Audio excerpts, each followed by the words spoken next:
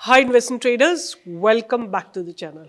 और बहुत सारे आप लोग ये क्वेश्चन लिख रहे हो कि आप कब से ट्रेड देंगी। तो my SEBI restriction is going to get over on 19th of April, and I'm going to be there with the more power, more strength, and much better research. I'll be joining you all with 20th of April full on, right? So let's rock the stock market together. Or I hope you all know it that there is a severe restriction right now going on, and that is why you don't see any of the stock recommendation. But मुझे ऐसा लगता है कई लोग लिख रहे हैं कि आप फ्रंट रनिंग करती थी।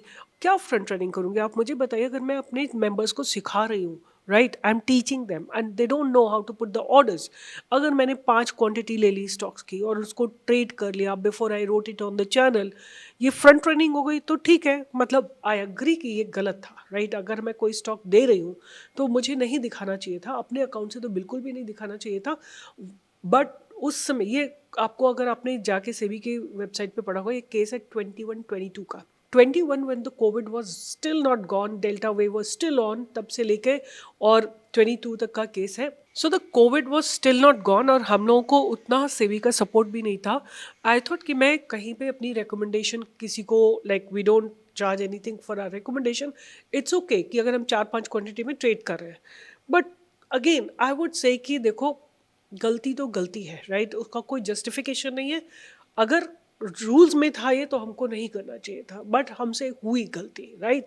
अगर आप उसको फ्रंट रनिंग का नाम देते हो तो क्या कोई कर सकता है? ठीक है, we paid fine for it, we have observed our restricted period very very seriously, we have taught for one full month with whatever we teach, almost everything we are trying to teach on the YouTube live, and आप लोगों को support पूरा जारी है और हमारे members को भी जारी है। And what I want to really say is कि ये जो बैन था ना, it was such a fortunate ban. I can tell you, I tell you later कि क्यों। नेक्स्ट वीडियो में जब भी ये बैन खत्म होगा, रिस्ट्रिक्शन खत्म होगी, तब मैं आपको बताऊंगी कि क्यों इतना फॉर्चुनेट रिस्ट्रिक्शन था। I have improved my research, I have made my research so much bang on, और आपको देखने को मिलेगा। तो बने रहिए, जुड़े रहिए। वैसे भी जिस दिन ये वीडियो रिकॉर्ड कर रही हूँ 15 तारीख है और एक 16-17 2 ट्रेडिंग डेज है, फिर 18-19 की छुट्टी और 20 से I am back. So let's really really rock the space of stock market. तो आज इस वीडियो में भी मैं कुछ, लाइक बहुत लोग आप लिख रहे हो कि इससे क्या फ़ायदा हो रहा है, आप जो बना रहे हैं। अरे मैं बता रही हूँ, मैं जब ये वीडियोस बना रही हूँ ना, मुझे इतना कंपनीज की नॉलेज मिल रही है, एंड आई एम श्योर अगर आप भी सुनेंगे, सीखेंगे, आपको बहुत सीखने को मिलेगा। मैं जब ये वीडियोस बना रही हूँ ना, तो मेरे को लगता है कि without any thing people created such big companies. हमारे पास तो सब सुविधाएं हैं आज की डेट में। अगर मैं बात करती हूँ जब से स्टॉक मार्केट में, आज की डेट में I have good capacity to do anything. मेरे को लगता है कि मुझे क्यों नहीं कुछ नया बिजनेस शुरू करना चाहिए। तो एनीवे बाद में बात करेंगे। आज मैं जिस कंपनी की बात करते हूँ उसका शुरुआत करते हैं। This company was created by a chartered accountant, right. और इन चार्टर्ड अकाउंटेंट का नाम है जय विश्वनाथ हीरामठ, और इन्होंने अपनी पढ़ाई इंडिया से की एंड इवन इन्होंने इंग्लैंड जाके भी अपनी क्वालिफिकेशन को पूरा किया। उन्होंने फाइनेंस की दुनिया में छोड़ दी और केमिस्ट्री की दुनिया में डाइव मार दिया, और 1988 में इन्होंने एक कंपनी खड़ी की और जिसका उन्होंने मुंबई में इनकॉर्पोरेट किया। और गोल उनका सिंपल था कि फार्मा और एग्रोकेमिकल्स में ग्लोबली रिस्पेक्टेड पार्टनर बनना है। ये सिर्फ एक मैन्युफैक्चरर बनना नहीं था, ये एक परफेक्ट लॉन्ग टर्म पार्टनर बनना चाह रहे थे। और इस तरह से इस कंपनी का जन्म हुआ, जिसके 2 लेग्स थे। पहला लेग था फार्मा, दूसरा था क्रॉप प्रोटेक्शन। मतलब जो भी पैदावार होती है फार्मर्स की, उस पैदावार को प्रोटेक्ट करना। Let me tell you the name of the company, it's Hikal chemicals industries limited. So Hikal का बिजनेस था, 2 इंपॉर्टेंट लेग्स पे चलता था। पहला था फार्मास्यूटिकल्स, तो ये बनाते थे APIs, active pharmaceutical ingredients. They used to make intermediates और advanced intermediates and CDMO service, innovator companies के लिए बनाते थे। दूसरा इनका जो था वो था क्रॉप प्रोटेक्शन, मतलब जो फसल पैदा होती है उसको प्रोटेक्ट करना, जैसे हर्बिसाइड्स, पेस्टिसाइड्स, फंगिसाइड्स, इन सब के इंटरमीडिएट्स बनाते थे, मतलब केमिकल कंपोनेंट्स बनाते थे। और technical grade crop protection chemicals बनाते थे। एनिमल हेल्थ के ऊपर इन्होंने एपीआईज बनाई थी। और थर्ड लेग जो इनकी इसमें जो थी वो मैन्युफैक्चरिंग भी करते थे। क्रॉप प्रोटेक्शन के लिए इन्होंने जो मैन्युफैक्चरिंग यूनिट लगाई थी वो लगाई थी तलोजा और महाड महाराष्ट्र में। और फार्मा के लिए इन्होंने यूनिट्स लगाई जिगानी, बेंगलुरु एंड पनोली गुजरात। ये सारी यूएस एफडीए इंस्पेक्टेड थी एंड आर&डी इनकी पुणे में होती है। उसके बाद हम बात करते हैं कि पनोली, ये जो पनोली था ना, ये इनको एक काइंड ऑफ बहुत स्मार्ट मूव इन्होंने खेला था इस यूनिट के लिए। तो इसकी एक बहुत इंटरेस्टिंग स्टोरी है कि नोवार्टिस जो कि स्विस फार्मा जॉइंट है, इनका इंडियन मैन्युफैक्चरिंग साइट था पनोली गुजरात में। बाद में नोवार्टिस ने इसमें डाइवेस्ट कर दिया और हाइकल ने एक बड़ा स्मार्ट मूव किया, उन्होंने पनोली अक्वायर कर लिया, राइट। जब Novartis wanted to get rid of this Panoli unit, इन्होंने immediately हाइकल ने इसको बाय कर लिया और उसके साथ एक world class already USFDA approved facility इनको मिल गई।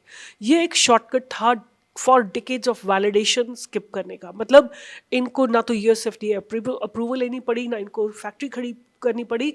नोवार्टिस एग्जिट कर रहा था और ये एंट्री कर रहे थे उसी सेम मैन्युफैक्चरिंग यूनिट पे। तो अब एक बहुत बढ़िया गेम चेंजर प्लान हुआ। यूएसएफडीए अप्रूव्ड प्लान था, हाइकल की सीडीएमओ एक्सपर्टीज थी और that was a powerful combination. अब सीडीएमओ के साथ ही इनका एक बहुत पावरफुल शिफ्ट होता है। सीडीएमओ का मतलब होता है contract development and manufacturing organisation. पहले हाइकल सिर्फ स्टैंडर्ड एपीआईज और इंटरमीडिएट्स बनाता था, अब कंपनी का शिफ्ट हो गया है इनोवेटर फार्मा कंपनीज के साथ डेवलपमेंट स्टेज पार्टनरशिप। एक फार्मा कंपनी ने एक न्यू मॉलिक्यूल डेवलप कर रही होती है तो हाइकल उसका सिंथेसिस पार्टनर बनता है। अर्ली स्टेजेस से कमर्शियल स्केल लाने तक का सफर जो है वो हाइकल द्वारा कंप्लीट होता है। पाइपलाइन में 13 से 14 प्रोडक्ट्स अलग अलग डेवलपमेंट स्टेज पर होते हैं और 2 प्रोडक्ट्स ईयर 26 में लॉन्च होने एक्सपेक्टेड है। ये सीडीएमओ शिफ्ट का मतलब है हायर मार्जिन्स और स्टिकियर रिलेशनशिप विद कस्टमर्स। इसके बाद आते हैं मिस्टर अमित कल्याणी, जो कि भारत फोर्ज के डेप्यूटी एमडी और कल्याणी ग्रुप से है। उन्होंने Hikal as a board member join किया। कल्याणी ग्रुप का connection is equal to financial discipline का अश्योरेंस। एक क्रेडिबल इंडस्ट्रियल ग्रुप का बैकबोन होने से गवर्नेंस स्टैंडर्ड हाई हो जाते हैं। अब ईयर 2025 में थोड़ा चैलेंजिंग रहा क्योंकि स्पेशलिटी केमिकल्स इंडस्ट्री में ग्लोबल डीस्टॉकिंग चल रहा था, लेकिन हाइकल ने डिलीवर किया। तो the recovery is under way. In year 25 इनका जो रेवेन्यू था वो था 1860 करोड़ और एबिटा मार्जिन थे 328 crore, which is 17.7% margin, which has expanded, and PAT was marginal loss, which is investment cost plus investments. And अगर हम screener की बात करें, it shows that revenue was 1746 crore and the loss was roughly about 13 crores. Different accounting view है basically। और CEO Jai Hiremath ने कहा H2 is to be better than H1, मतलब जो हाफ ईयरली इनके रिजल्ट्स आएंगे वो पहले हाफ ईयरली रिजल्ट से बेटर होंगे, cost improvement programme plus high revenues के चलते। उसके बाद चाइना +1 स्ट्रक्चरल टेलविंड के चलते ग्लोबल फार्मा और agro chemical companies China dependency को रिड्यूस कर रहे हैं। इंडिया जहां USFDA approved plants, English speaking scientist और कॉस्ट कॉम्पिटिटिवनेस है, एक नेचुरल बेनिफिशियरी बन सकता है। और हाइकल की अगर फैसिलिटीज की बात की जाए तो USFDA inspected Panoli plus Jigani global pharma grade का इनके मैन्युफैक्चरिंग प्लांट्स हैं। ईयू प्लस जीएमपी कैपेबिलिटीज हैं। EHS environment health safety standard जो है एमएनसी ग्रिड के हैं। ऐसे स्टैंडर्ड्स को बिल्ड करने में 10 से ज़्यादा साल लग जाते हैं और हाइकल के पास ये ऑलरेडी है। सो चाइना +1 पॉलिसीज के चलते it can be a major beneficiary. और नेक्स्ट बात करते हैं इनका जो असली मोड है वो है dual expertise plus long relationship. So Hikal का जो कॉम्पिटिटिव एडवांटेज को अगर हम समझना चाहते हैं तो पहले समझिए कि इनकी डुअल केमिकल एक्सपर्टीज है, pharma chemistry plus agro chemistry. दोनों एक ही कंपनी में ज़्यादातर कॉम्पिटिटर्स एक ही एरिया में स्पेशलाइज्ड होते हैं, या तो फार्मा में या फिर एग्रो में, बट इनके पास pharma chemistry plus agro chemistry दोनों साथ साथ है। दूसरा है लॉन्ग टर्म रिलेशनशिप। जब एक ग्लोबल फार्मा कंपनी हाइकल को सप्लायर के लूप में अप्रूव कर देती है तो चेंज करने के लिए रेगुलेटरी रीअप्रूवल चाहिए होती है और इसमें 2-3 साल मिनिमम लग जाते हैं। That means stickiness is extremely high when you come to हाइकल।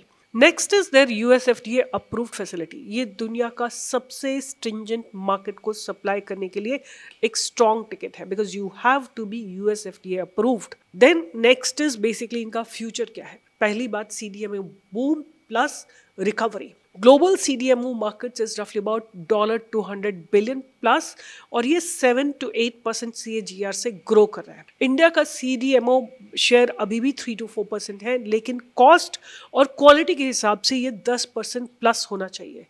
हाइकल management का फोकस है CDMO पाइपलाइन को एक्सपैंड करना, डी स्टॉकिंग साइकिल खत्म होने पर margin recovery, Europe plus USA में न्यू कस्टमर एक्वायर करना और एनिमल हेल्थ के वर्टिकल स्पेन को काम करना है मेजर इनोवेटर के साथ लॉन्ग टर्म एग्रीमेंट.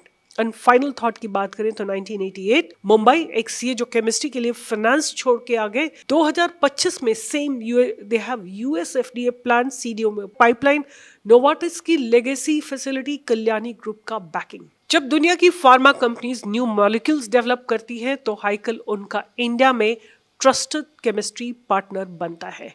यही है हाइकल की कहानी, जो दो दुनिया फार्मा और एग्रो का एक ट्रस्टेड एलाय, जो पुणे से शुरू हुआ था और now it expands in the entire world.